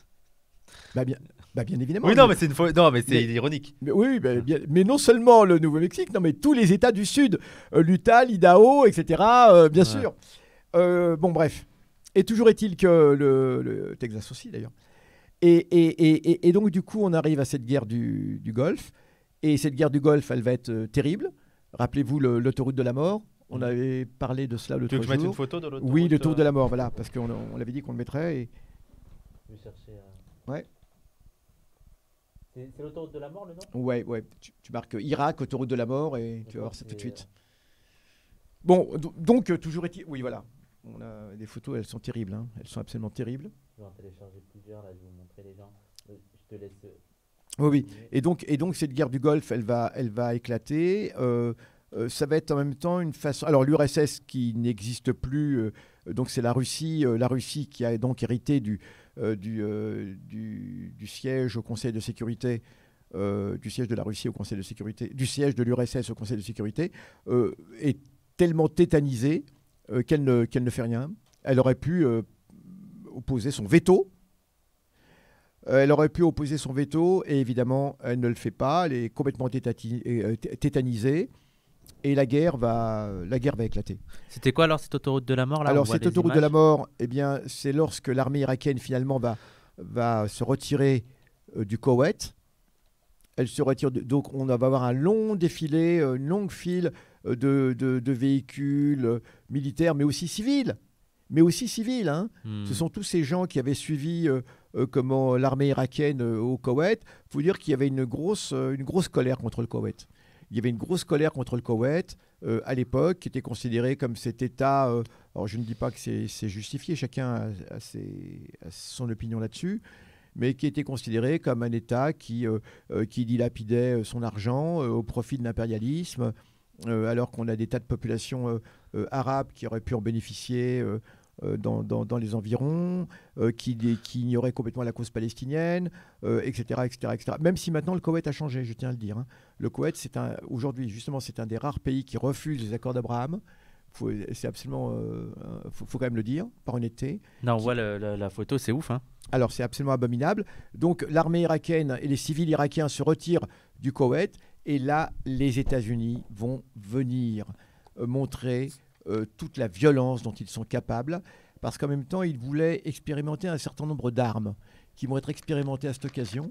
Et notamment des bombes à implosion. Enfin, ce sont des bombes qui, en fait... et c'est ça qui est absolument terrible. Regardez, les photos, les gens les voient, non? Ouais, ils la voient. Et ce qui était...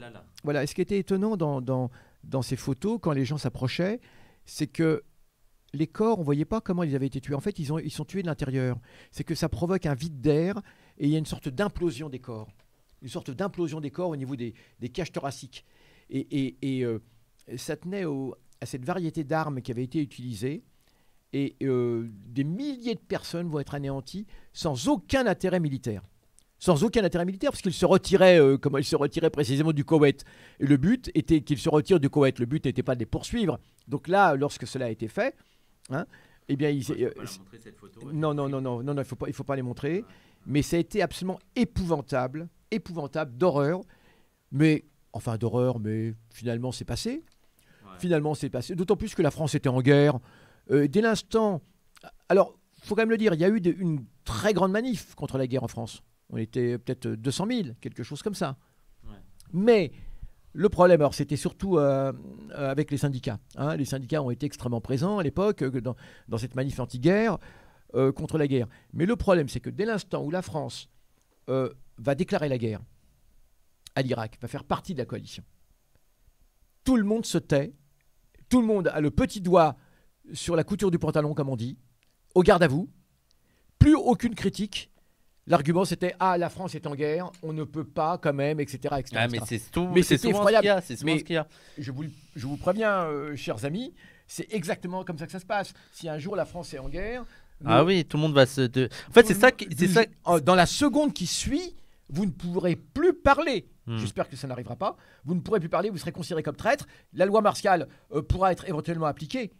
N'oublions surtout pas cela. Et les partis politiques et les syndicats vont être absolument au garde à vous. C'est l'union sacrée, exactement comme en 14. Mais c'est ça qui me fascine, c'est que tu as beaucoup de gens... C'est tellement facile d'être pacifique avant et après, tu vois, Bien sûr. Rétrospectivement ou avant les guerres et tout. Mais en fait, le plus difficile, c'est pendant le moment. En fait, c'est d'avoir des positions courageuses pendant le moment et et pour aller contre l'hégémonie actuelle et l'hégémonie dominante. Moi, ce qui me fascine, c'est comment les gens vont dans l'hégémonie dominante, mais sans avoir de retour critique sur ça. Ils plongent dedans. Ils plongent. C'est un truc de ouf. Et après, dans 10 ans, ils diront « Ah oui, non, mais c'est vrai que... » Mais c'est ça qui est terrible. Tu as tout à fait raison. C'est qu'ensuite, oui, c'est vrai, effectivement, ouais, c'est vrai, mais on aurait pu... cette fois, quand même, hein, cette fois, oui. C'est toujours ça. Cette fois, d'accord, dans le passé, oui, mais là, cette fois...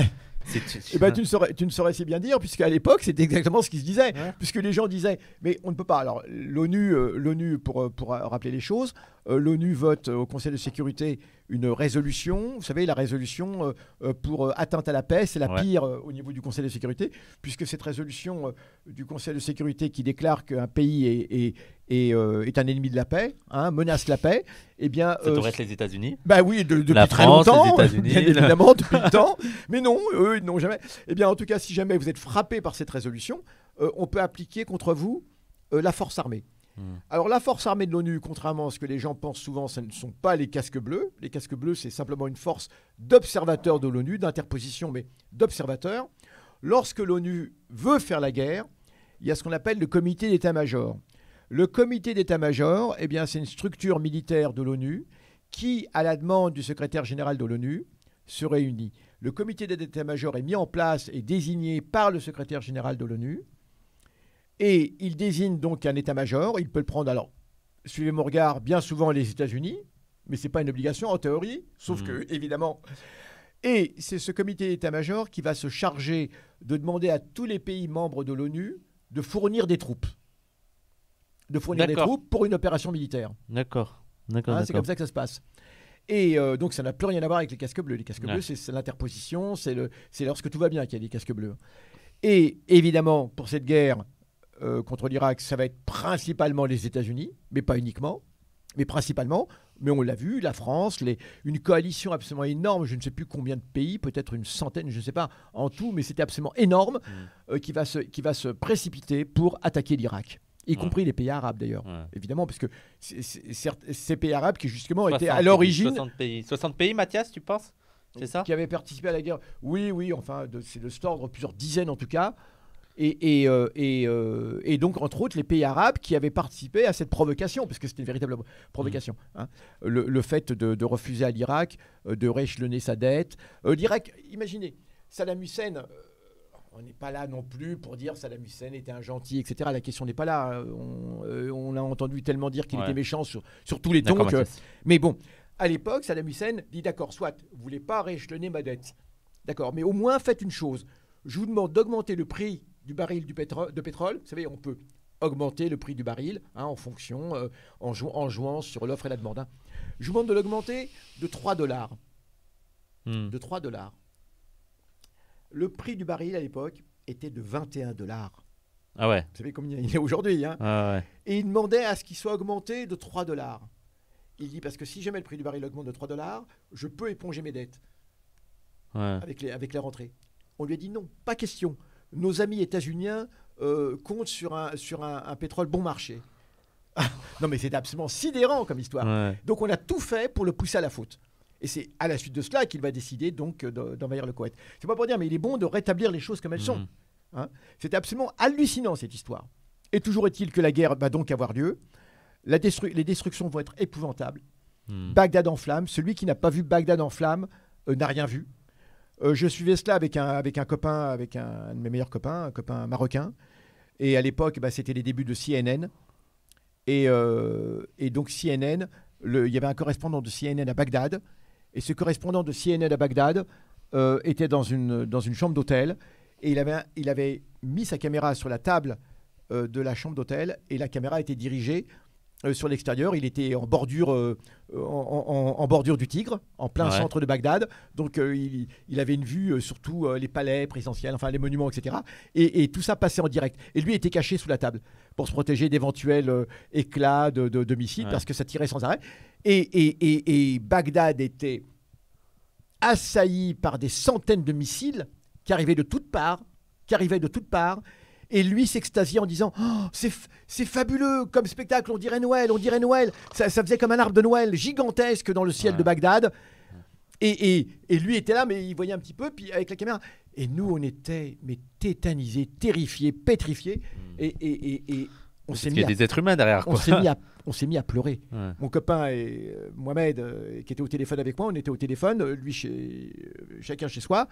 Mais je me souviens qu'on pleurait. Sans l'avoir voulu, on s'est mis à pleurer spontanément. C'était terrible. L'effondrement de l'Irak, pas uniquement l'effondrement de l'Irak, c'était l'effondrement de tout un monde. Et c'était l'effondrement du nationalisme arabe, auquel évidemment nous étions partie prenante, nous étions liés. Et donc voilà. Et je me souviens de ce jour comme étant absolument épouvantable. Hein. C'était le déclenchement de cette glorieuse guerre du Golfe. Et c'est la raison pour laquelle je voulais parler. Mais alors, les retombées vont jusqu'à aujourd'hui. Voilà, c'est ça. En fait, c'est ça parce que les gens vont dire. Et on va le voir justement. Ils soutenaient Saddam Hussein. Et en fait, ils se rendent pas compte comment c'est sur le long terme l'intervention. Regardez l'état du Moyen-Orient actuellement. Tout le Moyen-Orient aujourd'hui est la conséquence de cette guerre du Golfe, de cette guerre contre l'Irak. Faut bien avoir ça en tête, en grande partie. Et Daesh. directement Daesh. Ouais. On va le voir, Daesh est la conséquence directement de cette invasion de l'Irak et de cette destruction de l'Irak.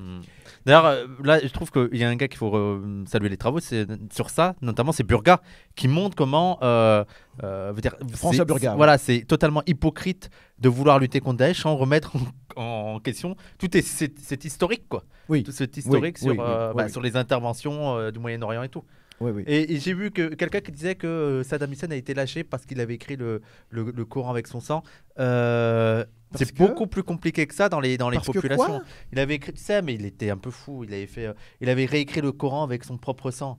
Tu sais, mais il avait des. Oui, mais ça n'a rien à voir. Non, il faut arrêter avec l'histoire. L'histoire ne se fait pas comme complexe que ça. D'abord, il faut savoir que Saddam Hussein n'a pas du tout été lâché à cette époque-là.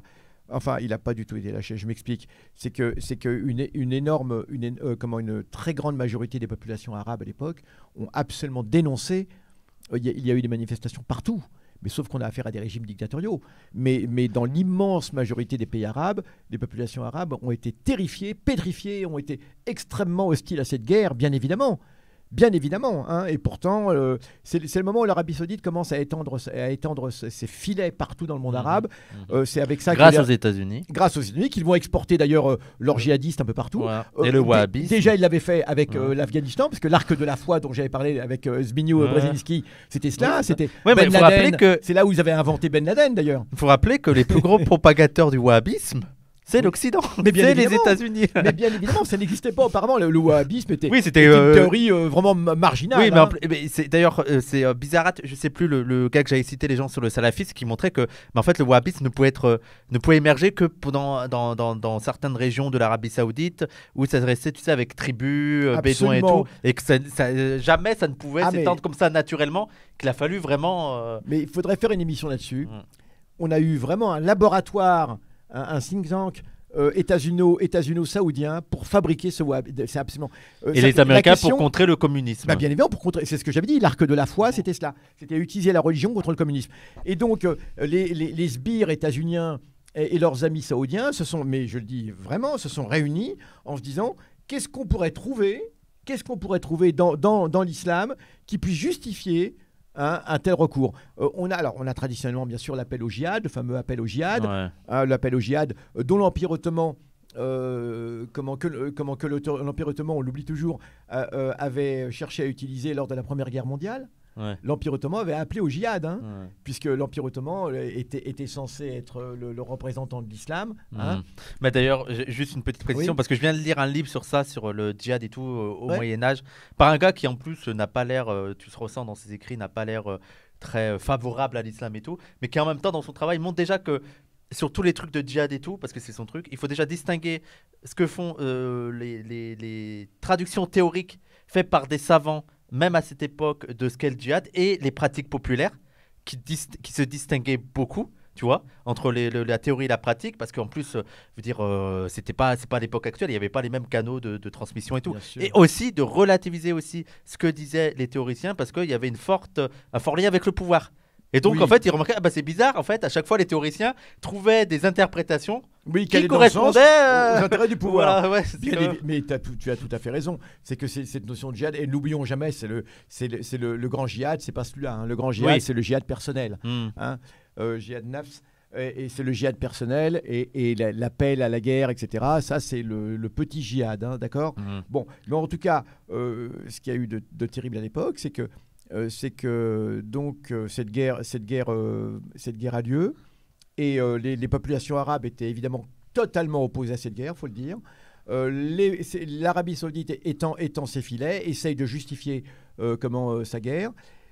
On va avoir donc le choc direct avec, évidemment, l'armée irakienne ne va pas faire un pli. Je veux dire, on a affaire à une coalition qui est absolument épouvantable. Bien sûr.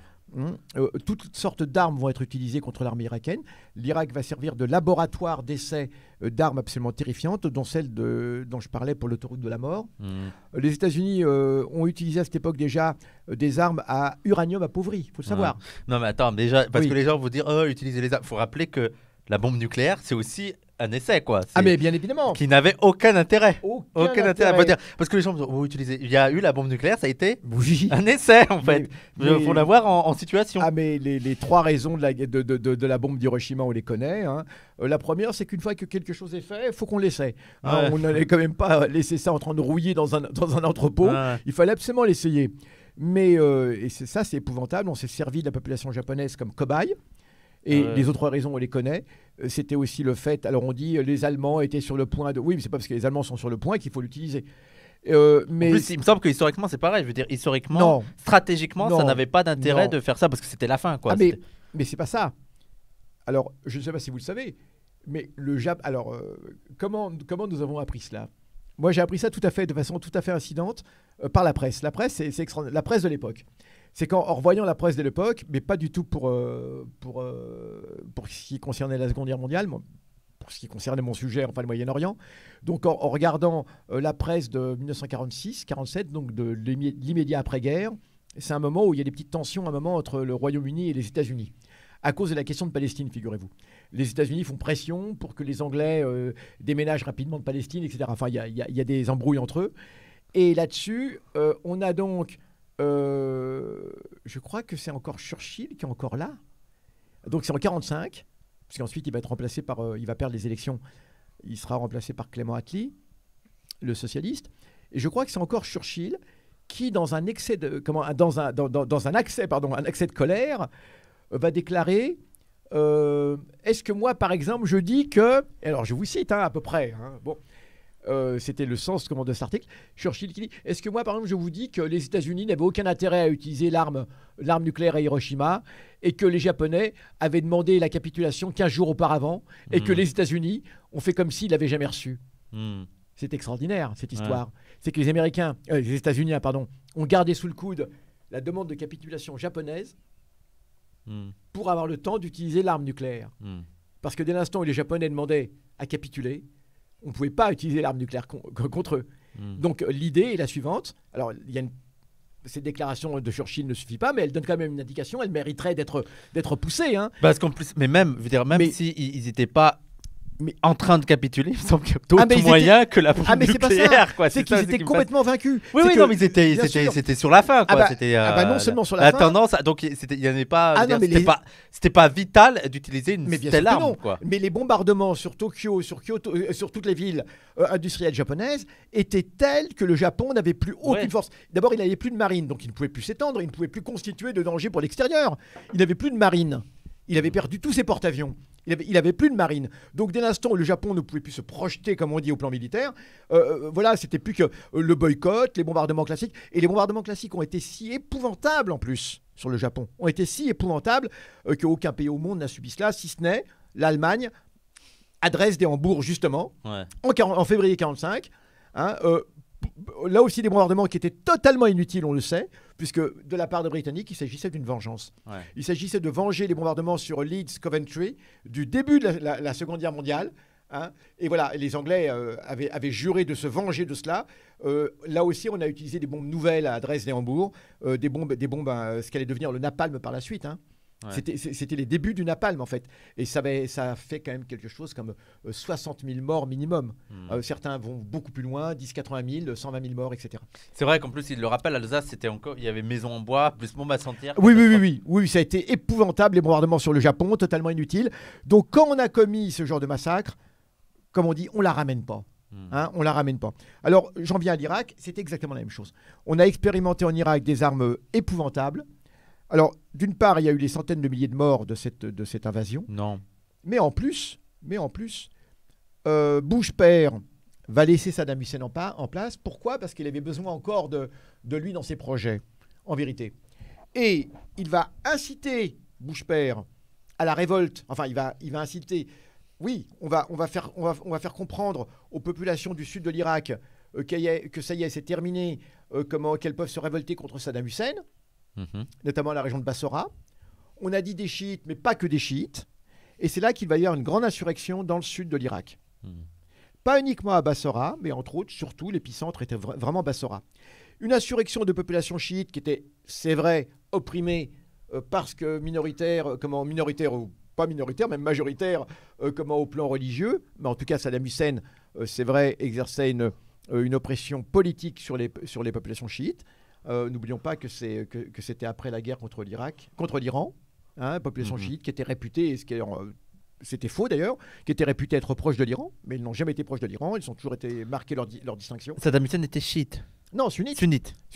Et il menait une oppression contre les chiites. Contre les chiites d'Irak, qui en plus étaient majoritaires. D'accord.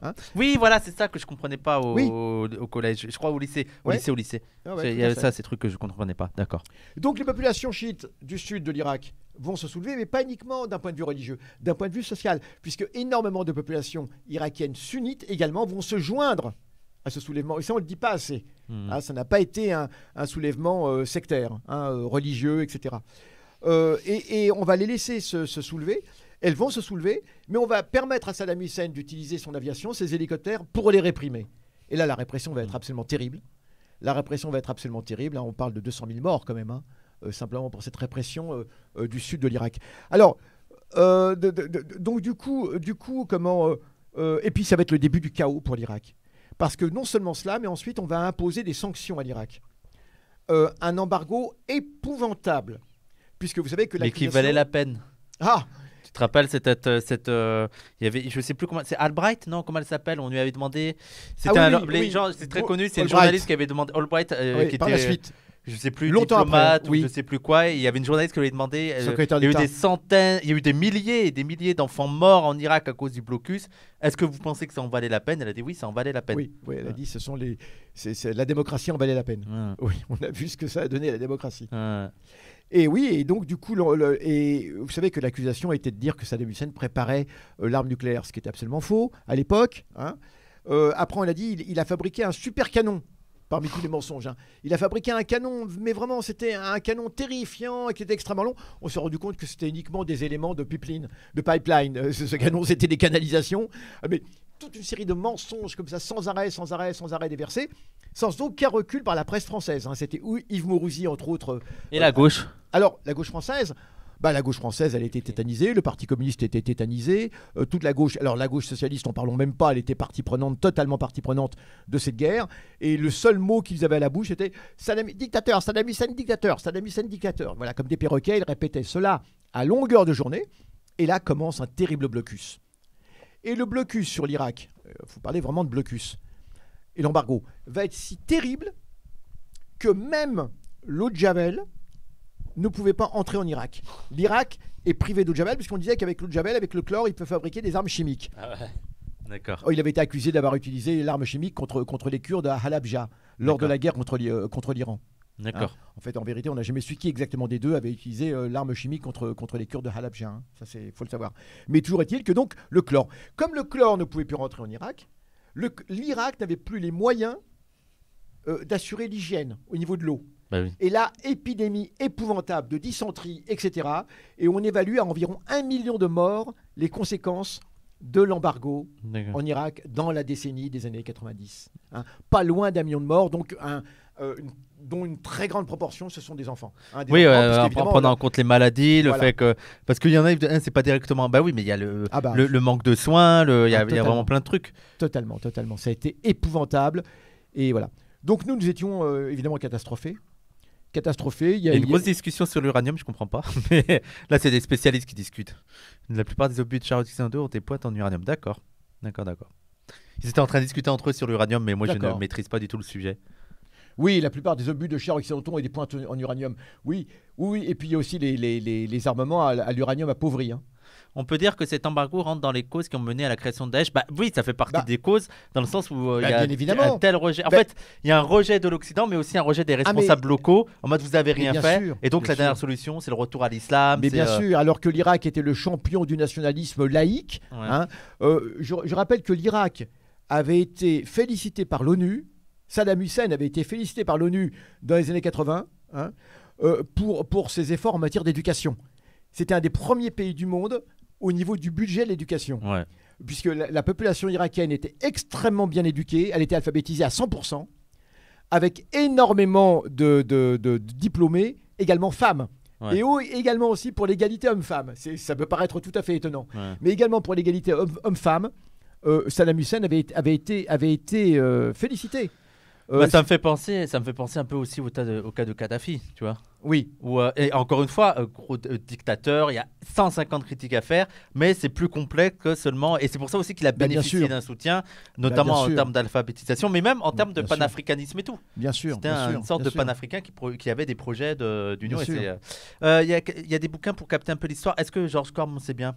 Excellent. George Corm, les gens, vous tapez George Corm, il a écrit plein de bouquins sur le cas. L'Europe et l'Orient, d'ailleurs, Corm, C-O-R-M. Voilà, c'est un Libanais, professeur libanais. Il enseigne à l'université américaine de Beyrouth.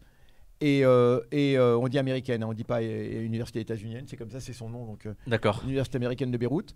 C'est quelqu'un de très intéressant. Tout a commencé pour nous avec George Corm, en vérité. D'accord. Notre éducation, en gros, sur le Moyen-Orient.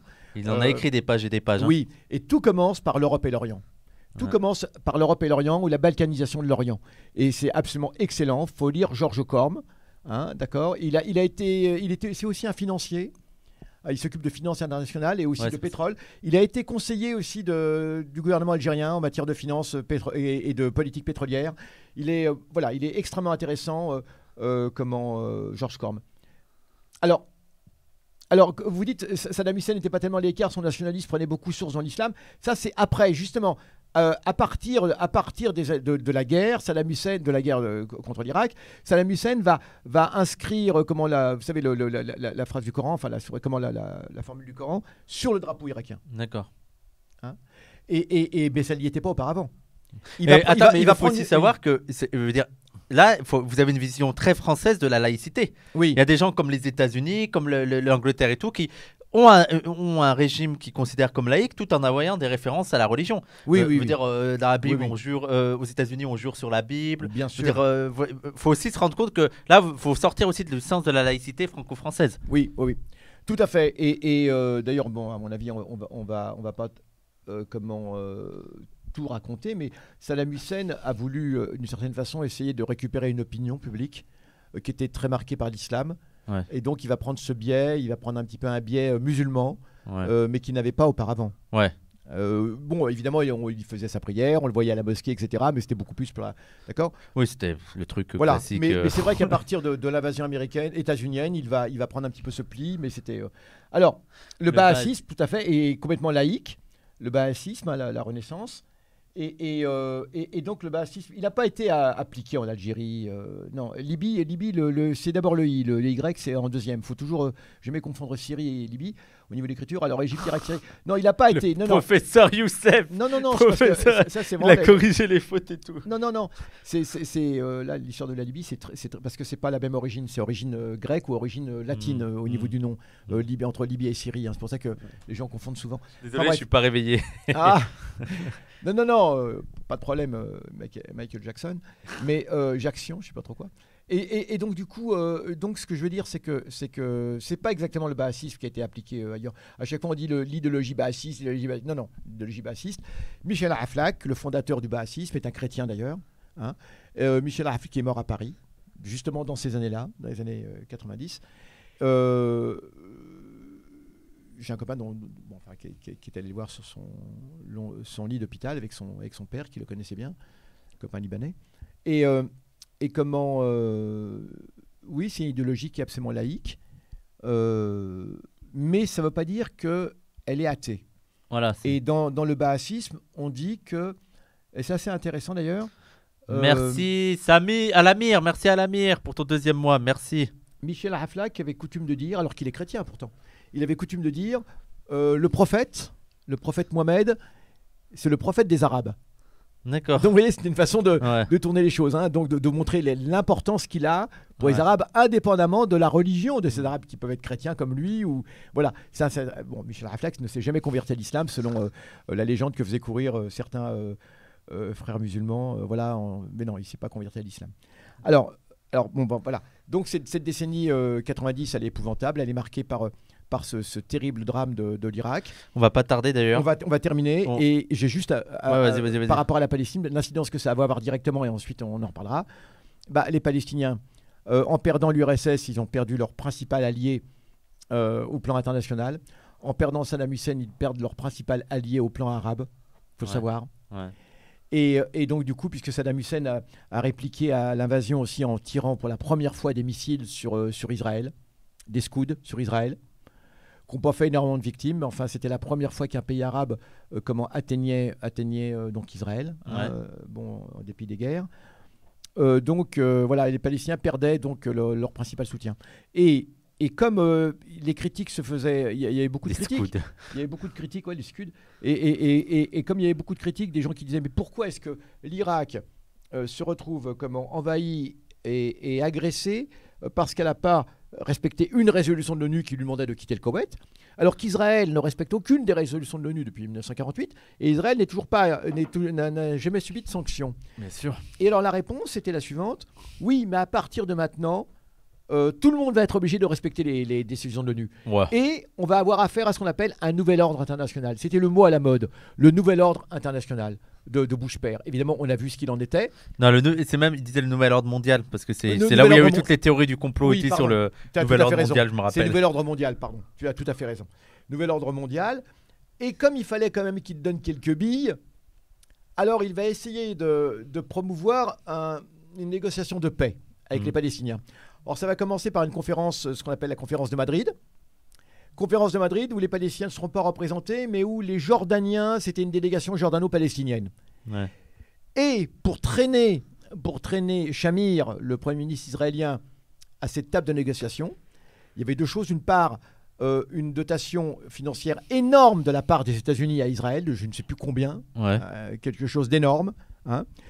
Mais deuxièmement, et c'est terrible, c'était la promesse que l'ONU, et promesse qui sera tenue, la promesse que l'ONU, écoutez-moi bien, allait abroger les résolutions de l'ONU qui condamnaient Israël comme étant un État raciste. D'accord. Et c'est comme ça que, pour la première fois de son histoire, l'ONU va elle-même supprimer certaines de ses propres résolutions, hein, de façon honteuse, parce qu'elles avaient été votées, ces résolutions, par l'Assemblée générale. Donc, l'ONU, d'autorité, va décider de supprimer, et bien sûr avec la complicité des régimes arabes, Arabie Saoudite en tête, on va décider de supprimer ces fameuses résolutions que l'on trouve sur Internet toujours, et qui condamnent Israël, qui condamnent l'alliance avec l'Afrique du Sud, qui condamne le sionisme comme étant un racisme. D'accord. Et ça faisait partie des conditions pour qu'Israël participe à cette conférence de Madrid. Cette conférence de Madrid aboutira à un processus qu'on appellera le processus d'Oslo. Ah oui. Les accords d'Oslo. D'accord. Et avec quelque chose qui s'appellera Gaza d'abord, etc. Et c'est comme ça qu'il va y avoir donc un gouvernement palestinien qui va d'abord s'installer à Gaza, et ensuite. Voilà. Et la suite, c'est une autre histoire. On en parlera. On en reparlera avec les conséquences terribles que ça va avoir, parce que jusqu'à aujourd'hui. Hein. Donc, d'ores et déjà, sachez-le qu'à l'époque, l'Irak s'enfonce dans le marasme total, c'est la catastrophe. Et tous ces gens qui étaient laïcs auparavant de l'armée de Saddam Hussein vont peu à peu se convertir. On le verra par la suite, et ça donnera ce qu'on appelle aujourd'hui le djihadisme de Daesh, etc. Dans le même temps, cette décennie, elle est terrible, les décennies des années 90, puisque l'Algérie elle-même s'enfonce. La décennie noire. On parlera peut-être de ça dans la bien prochaine sûr, fois, parce que c'est aussi lié. C'est la décennie des catastrophes. Voilà. Merci à vous. Alors, Alors, je tenais à dire, t'as pas écrit de livre, mais si vous voulez, il y a le suivre sur Facebook, surtout c'est sur Facebook, surtout que tu exécutes le tunnel des patients. Que fait la police? Mais il est aussi, tu sais tout ça, monsieur Youssef est un militant de longue date. C'est aussi sur le terrain, dans la pratique. Tu sais, t'as beaucoup de gens qui disent là, vous avez quand même vous avez un militant qui a fait. C'est sur le terrain que t'as appris tout ça. Et tout. Non, parce que ralenti Youssef, il n'y a que demain. Est-ce que tu auras un conseil de lecture pour tout ça sur le Moyen-Orient, à part George Corm Oui, alors on a parlé de George Corm, on a parlé d'Eric Hobsbawm. Je vais vous préparer ça pour la fois prochaine. D'accord, ouais, sur le Moyen-Orient et tout. Pour la fois prochaine, je vous prépare une petite liste de livres. J'avais dit que je le ferais l'autre jour. Mais écrit un bouquin. Il n'est pas discipliné pour écrire un bouquin. Voilà, faut réussir à le visser sur une chaise et qu'il l'écrive. Mais en tout cas, je vais vous promettre une petite collection de bouquins pour Noël, ça tombe bien. Hein, voilà. Ah oui, vendredi soir, tu fais la conférence? Oui, à Bruxelles. Alors, Inch'Allah, ça sera retransmis en live, les gens, parce que là, je ne sais pas pour les connexions Internet, mais normalement, on sera sur Twitch. Tu vas faire une conférence à Dicta Wissam, il écrira. Je serai. Mais ils ont tout essayé, les amis. On m'a proposé, je dicte, on me l'écrit, on m'a proposé des logiciels, comment je parle, et puis ça tape tout seul, Ouais, etc. Mais bon, voilà. Ouais. Qu'il fasse des vidéos. Après, ça va être ça. C'est travaux. Ah, Henri Guillemin, oui. Pardon. Henri Guillemin, oui. Mais ouais, mais le monteur lui avait proposé, mais il n'aime pas trop parler face cam. Toi, il faut qu'il y ait quelqu'un qui te parle. Et Ouais, tout. C'est exactement. d'ailleurs pour ça que les gens que j'ai proposé cette formule, parce que on a déjà essayé avec Youssef, et je sais que tu aimes pas parler face cam et tout, t'aimes Non. pas. Non, Et non. c'est vrai que ça fait pas le même effet, et qu'il faut qu'il y ait un public avec Youssef, il faut qu'il y ait une interaction. Alors, autant j'ai aucun problème pour parler dans un meeting à des gens, etc., haranguer la foule et Mais il autres. faut qu'il y ait une Mais interaction. quand il y a c'est une caméra, Ouais. même quand il n'y a pas d'interaction, mais quand il y a une caméra, alors là, c'est Ouais. marrant, c'est comme ça. Merci Choucroute Master. Nous on se retrouve demain soir, Inch'Allah, les gens, pour Aoulam Mazet. Alors je ne serai pas là. Là, on a réussi à avoir un PC sur le studio, donc il y aura de plus en plus des émissions sur Twitch sans moi. Et donc ça commencera demain avec Aoulam Mazet, où il y aura toute l'équipe d'Aoulam Mazet qui prendront la chaîne Twitch pour faire leur émission avec Sylvain Sipel, je crois. Sylvain Sipel. Excellent, Sylvain Sipel. Je ouais. connais pas trop, mais ouais. Journaliste du Monde, oui, qui Euh, est... Où est-ce que je vous raide, les gens? Dites-moi où est-ce que je vous raide. Est-ce que vous avez l'intention du plat? Oui, il faut que je les mette, Sylvinski. Il faut que je les mette, c'est moi. Il faut que je les mette, il faut que je joue avec l'équipe pour qu'on les mette. Donc Wissam, tu fais de la maïotique avec Youssef pour lui faire cracher les datas. Voilà. Drapi, bah vas-y, je vous envoie chez Drapi. Alors, je vais juste écrire ça. Bien, au revoir tout le monde et merci. Attends, c'est pas totalement fini. Voilà, le raid est envoyé. Merci beaucoup. Donc, demain et vendredi, il y aura le Bandung. Et normalement, lundi prochain, il y aura aussi une émission ici en studio, mais sans moi. Ça sera Tariq avec Ramon Grossvogel, normalement, sur Twitch. Je pense que les gens qui nous suivent depuis longtemps ont déjà vu Ramon Grossvogel, qui est super cool, qui est très intelligent. Très excellent ami, Ramon Grossvogel. D'ailleurs, on pourra raconter la façon dont on l'a rencontré. C'est aussi toute une histoire. Et ce que j'aime bien, c'est que en même temps, c'est un mec académicien, chercheur et tout. Et en même temps, tout ça, le gars qui se prend pas non plus trop au sérieux et qui est militant. C'est un militant Voilà, de très longue date, mais c'est un grand militant. Et je ne retiendrai qu'un mot pour qualifier Ramon. Tu es un colonialiste. Non, parce qu'on lui avait fait une farce comme ça une fois à Ramon, parce qu'une fois il s'était disputé avec quelqu'un dans un débat et il lui avait dit tu es, avec son accent portoricain, son grand accent portoricain coupé au couteau, tu es un colonialiste. Et alors donc une fois on l'avait accueilli comme ça, il devait nous rejoindre, on était au moins une bonne vingtaine et il savait pas qu'on était là et tout d'un coup on était apparu en disant tu es un colonialiste. Alors ça avait été vraiment drôle. Vous allez, ceux qui le connaissent pas, venez. C'est un personnage. Voilà, vous allez kiffer le personnage. La dernière fois, il avait critiqué Lordon, il avait parlé de Badiou, il avait mangé un burger, il avait fait de la salsa. Oui, voilà. oui, il avait fait des pâtes. Il danse très bien aussi. Il avait fait des pâtes. Allez, salut tout le monde, il y a le raid qui part. Salut. Ciao, ciao. Et voilà. Bon bah c'était cool, désolé, j'ai eu